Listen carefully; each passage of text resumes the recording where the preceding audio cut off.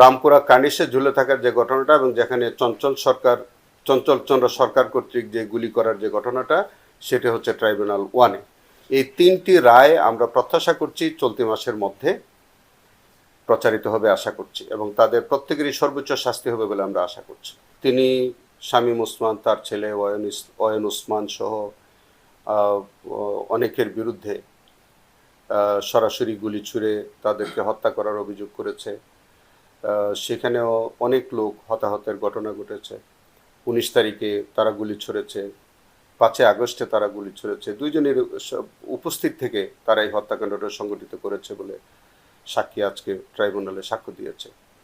তো এই আমাদের আজকের কার্যক্রম ছিল, এবং আরও একটি কার্যক্রম ছিল যে আপনারা জানেন যে রামপুরায় কার্নিশে ঝুলে থাকা একটা নিষ্পাপ নির্দোষ একটা মানুষ, তাকে পুলিশ অহেতুক আন্দোলনের সময় তাকে কার্নিশে ঝুলে থাকা অবস্থায় তাকে গুলি করে, এবং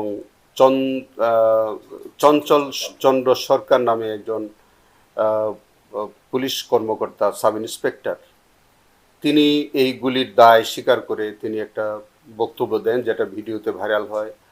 আমাদের বিশিষ্ট কন্টেন্টার যিনি পিনাকি ভট্টাচার্য, তার একটা ভিডিও ভাইরাল হয়। সেই ভিডিও ভাইরাল থেকে, সেই জায়গা থেকে ফুটেজটি আমরা আদালতে সংগ্রহ করে আমরা সেটা দাখিল করি, এবং সেটা ফরেনসিক রিপোর্ট হয়। সেখানে দেখা যায় যে তার এই কথোপকথনটা এডিটেড না বা এআই দ্বারা গঠিত না, এটা তারই বক্তব্য ছিল। মজার ব্যাপার হচ্ছে যে এই চঞ্চল চন্দ্র সরকার আজকে তিনি নিজের পক্ষে নিজে সাক্ষী দিয়েছেন। সাক্ষীতেও তিনি পরোক্ষভাবে স্বীকার করেছেন যে তিনি এরকম একটা কথোপকথন করেছিলেন। তো সেই সব কিছু মিলিয়ে তার বিরুদ্ধেও আমাদের এই কেসটি সন্দেহাতীতভাবে প্রমাণিত হয়েছে বলে আমরা প্রসিকিউশন পক্ষ থেকে দাবি করি, এবং সেটাও রায়ের অপেক্ষমান থাকবে।